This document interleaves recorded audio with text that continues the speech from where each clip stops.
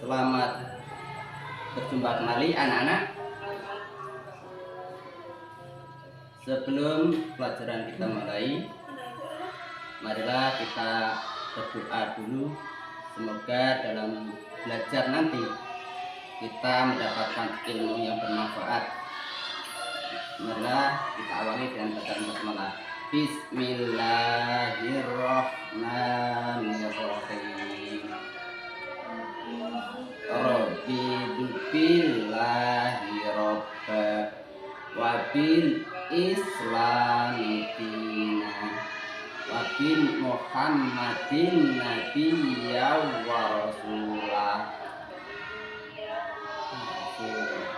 Rabbi zidni ilma warzuqni fahma. Amin. Pada pertemuan dahulu kita sudah belajar banyak hal, terutama yaitu al-haq yang tercela. Dan pada hari ini kita akan belajar masalah kitab-kitab Allah yang disampaikan kepada Nabi dan Rasul. Dan tujuan pembelajaran pada hari ini yaitu melalui kegiatan mengamati, bertanya, dan mengikuti proses pembelajaran dengan model pembelajaran make of map serta media kartu atau di bentuk kelompok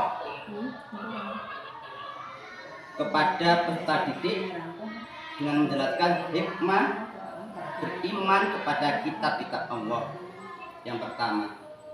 Yang kedua, melalui kegiatan mengamati, bertanya, mengikuti proses pembelajaran dengan model tersebut, diharapkan siswa dapat menyebutkan atau kewajiban manusia kepada Allah dan kitab-kitab. Sedangkan indikatornya itu menyebutkan kewajiban manusia terhadap kitab-kitab Allah, menyebutkan hikmah beriman kepada kitab-kitab Allah. Itulah yang akan dipelajari pada hari ini.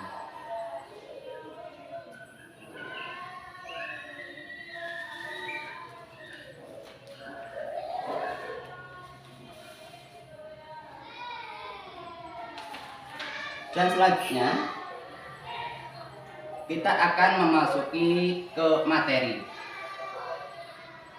bahwa nama kitab-kitab Allah dan Rasul penerimanya. Kitab-kitab Allah yang diturunkan kepada Rasul di antaranya yaitu ada 4. Yang pertama yaitu Taurat. Taurat diturunkan kepada Nabi Musa dengan bahasa, menurut bahasa Taurat berasal dari kata Turah dan berisi tentang undang-undang. Gimana?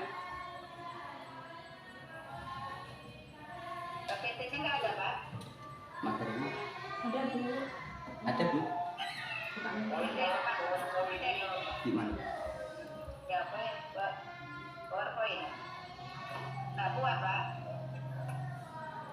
Pas di materi kan pakai PPT.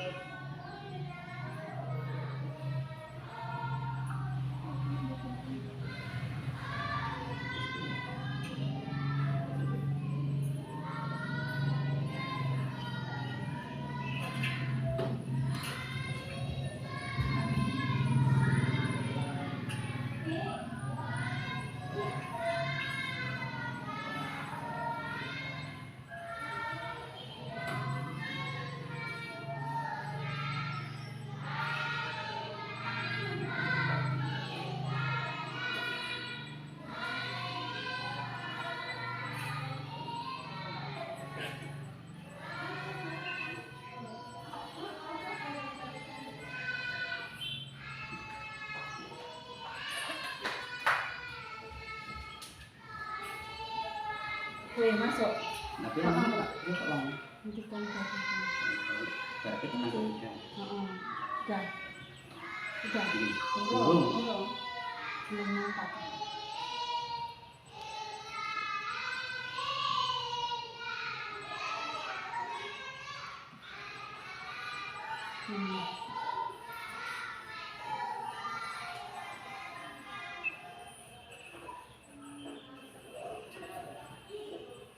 Nampak kan? Nah, Kita lanjutkan bahwa dalam materi ya, Satu. itu pertama yaitu kitab Taurat. Taurat disampaikan atau diwahyukan kepada Nabi Musa alaihissalam. Menurut bahasa, Taurat berasal dari kata Turah, dan berisi tentang undang-undang. Dan Nabi Musa menerima wahyu yaitu ketika pulang dari Mesir. Di suatu tempat Allah mewahyukan kitab Taurat secara langsung, tepatnya di Bukit Sinai, dan mendapatkan sebutan Kalimullah. Itu kitab yang pertama. Yang kedua yaitu Zabur, yaitu kepada Nabi Daud, dan tidak berisi tentang undang-undang atau tentang cerita. Dan nabi yang selanjutnya yaitu kitab Injil, disampaikan atau diwahyukan kepada Nabi Isa alaihissalam. Dan yang keempat yaitu Al-Quran, yang harus dijadikan pedoman bagi umat Islam. Umat Islam, terutama kita sebagai guru agama, harus menekankan bagaimana anak-anak kita belajar tentang Al-Quran, walaupun belum bisa atau belum betul. Dan selanjutnya, itulah uraian dari materi hari ini. Selanjutnya yaitu mari kita bermain dan kita bentuk menjadi dua kelompok, di mana permainan ini. terus kita buka kartu.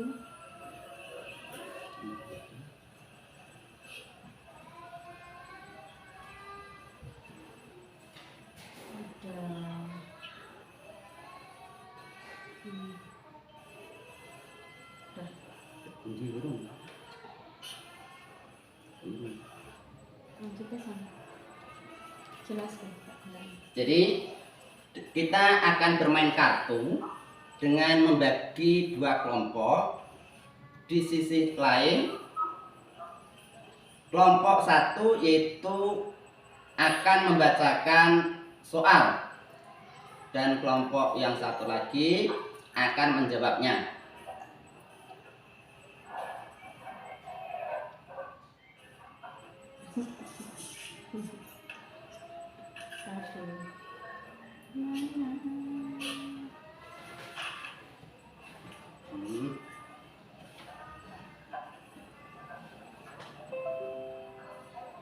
Susahnya.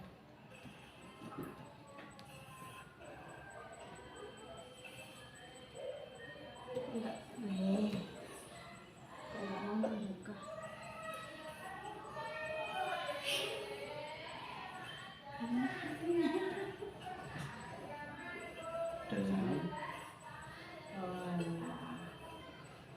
Kok kan senangannya wis anaknya kan servi. Di mana? Tapi jawabannya cowok. Hah? Enggak apa-apa. Mana suaranya apa Tony?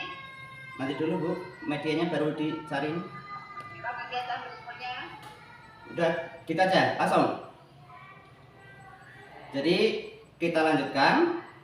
Setelah kelompok satu mendapatkan soal dan kelompok yang kedua mendapatkan jawaban, maka di kelompok A misalnya siapakah sebutan Nabi Musa? Misalnya gitu. Lalu kelompok B menjawab, yang mendapatkan kartu jawaban nomor 1 misalnya. Kalimullah misalnya. Lalu yang kedua, di manakah tempat Nabi Musa mendapatkan wahyu secara langsung dari Allah? Lalu yang mendapatkan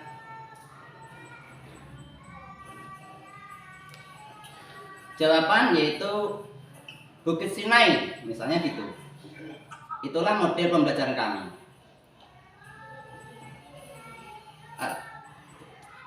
Selanjutnya, bagi anak-anak yang mau ditanyakan yang belum jelas masalah kitab-kitab Allah yang disampaikan Allah kepada Rasulnya, silakan ditanyakan.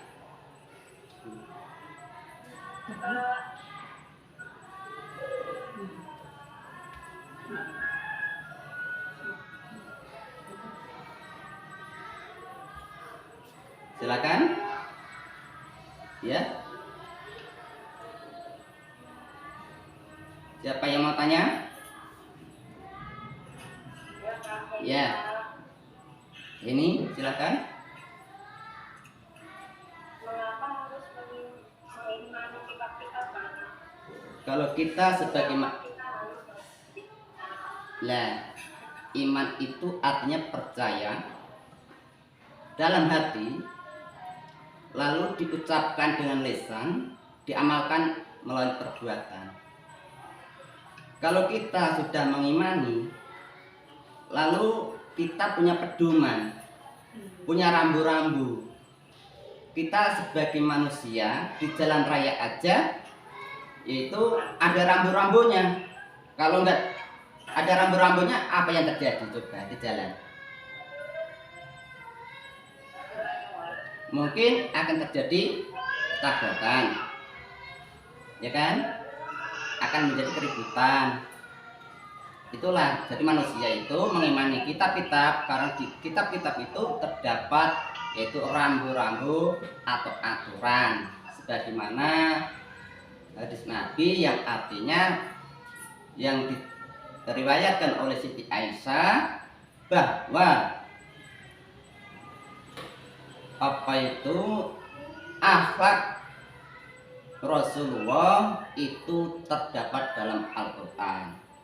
Sedangkan Rasulullah diutus ke bumi ini yaitu sebagaimana di dalam hadisnya, innama buistu liutamimma makarimat akhlak, ya kan? Nah, Nabi Muhammad diutus ke muka bumi ini untuk memperbaiki akhlak, terutama pada zaman dahulu, terutama orang-orang kafir Quraisy. Itulah, kan? Sudah jelas?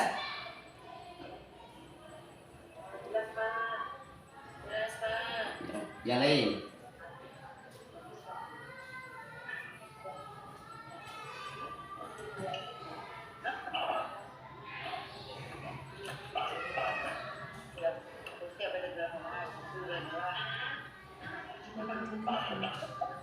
Selamat, silakan. Kata Rohimah, silakan tanya.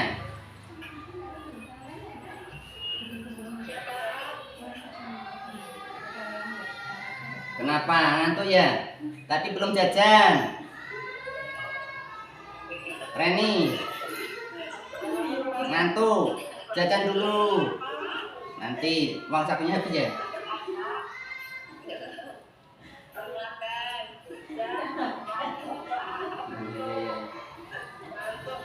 Iya. Namanya belajar ya itulah. Silakan. Ya. Silakan.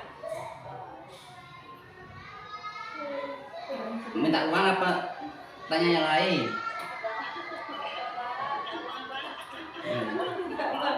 Saya juga nggak bawa.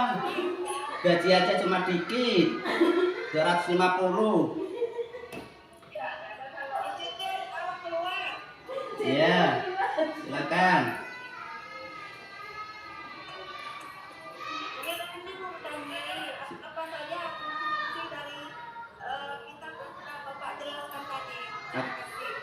Ulangi kembali.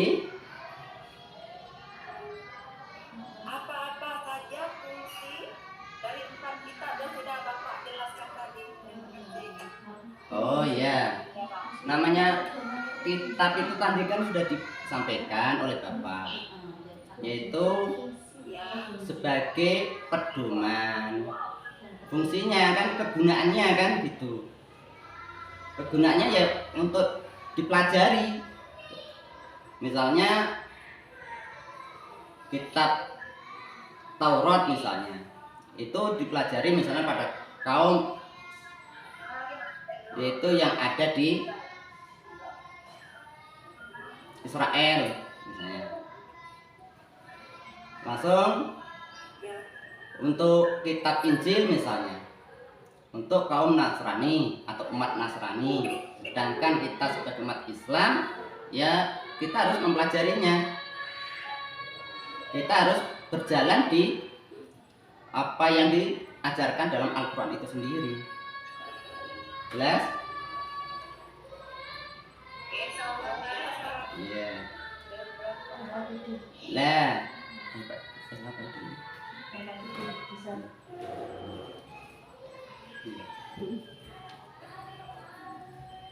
Bos jelas Pak. iya.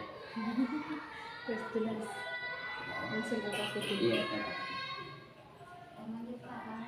Lanjut. Lah untuk apa pekerjaan di rumah ya kan, nanti Bapak berpesan tolong dikerjakan soal yang ada di LKPD berikut ya.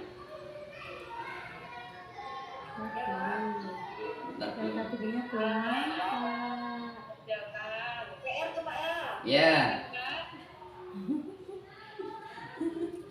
dikerjakan, nanti kita apa yang belum paham kita bahas bersama-sama pertemuan yang akan datang.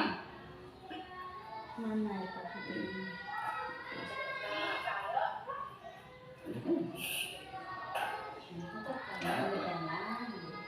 Langsung kesimpulannya bahwa kita sebagai manusia harus meyakini dan mengimani adanya empat kitab yang disampaikan Allah melalui rasul-rasulnya, antaranya kitab Zabur, Taurat, Injil, dan Al-Quran. Dan rasul yang menerimanya yaitu ada Nabi Musa, Daud, langsung ada Isa, dan Nabi Muhammad. Mudah-mudahan belajar kita ini mendapatkan ridho dari Allah dan menjadi ilmu yang bermanfaat di dunia wa dunia wal akhirah. Maka kita tutup dengan bacaan alhamdulillah bersama-sama. Alhamdulillahirabbil alamin. Wassalamualaikum warahmatullahi wabarakatuh. Assalamualaikum warahmatullahi wabarakatuh.